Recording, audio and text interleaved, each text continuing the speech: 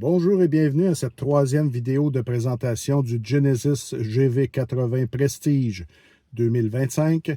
Alors aujourd'hui, je vais vous parler des places arrière et de l'espace de chargement puisque c'est un modèle à 7 places. Alors, je vais vous faire le tour du propriétaire, voir s'il y a suffisamment d'espace de chargement pour vous avec 7 passagers ou avec 5 passagers. Alors, on commence ça tout de suite. Alors, comme vous voyez, les sièges arrière sont du même motif que les sièges avant. Alors, on est en cuir Napa couleur terracotta, matelassé.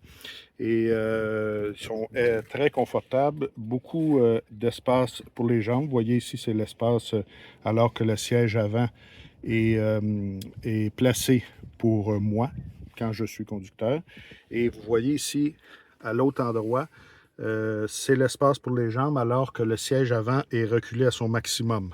Mais je vais vous dire que probablement que la majorité des passagers ne vont pas reculer le siège au maximum puisque on peut pratiquement s'étendre les jambes au complet à l'avant. Alors probablement que la majorité vont le mettre un peu plus vers l'avant.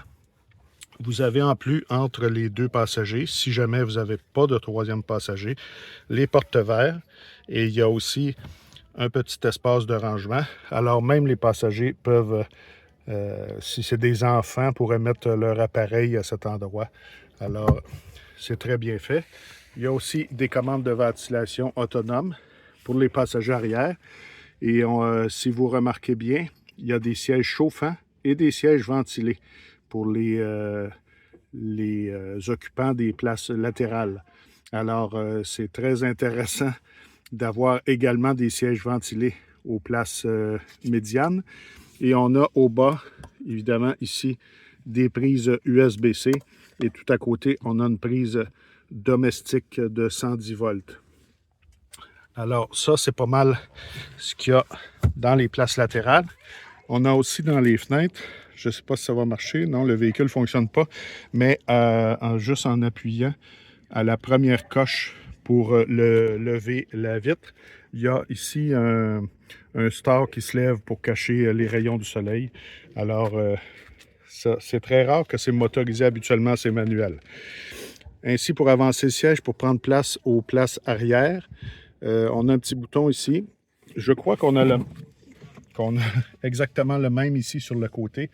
Alors, vous pouvez avancer et ça donne accès aux places arrière. Je vais essayer d'aller m'y asseoir et de vous parler des équipements qu'il y a à cet endroit. Alors, je vous ai évité les images pénibles de moi qui essaie d'embarquer à cette petite banquette. Et voilà ce qui me reste pour mes jambes, pour mes pieds. Je peux mettre un peu mes pieds en dessous, mais la banquette a été un peu avancée parce que ça, c'est quand la banquette est entièrement reculée. Il reste pratiquement plus d'espace pour les jambes. Et de plus, je mesure 5 pieds 9 et j'ai la tête légèrement à côté au pavillon. Alors, ça serait très pénible de faire le moindre kilomètre ici, mais pour de jeunes enfants, peut-être qu'ils vont trouver ça amusant d'être assis ici.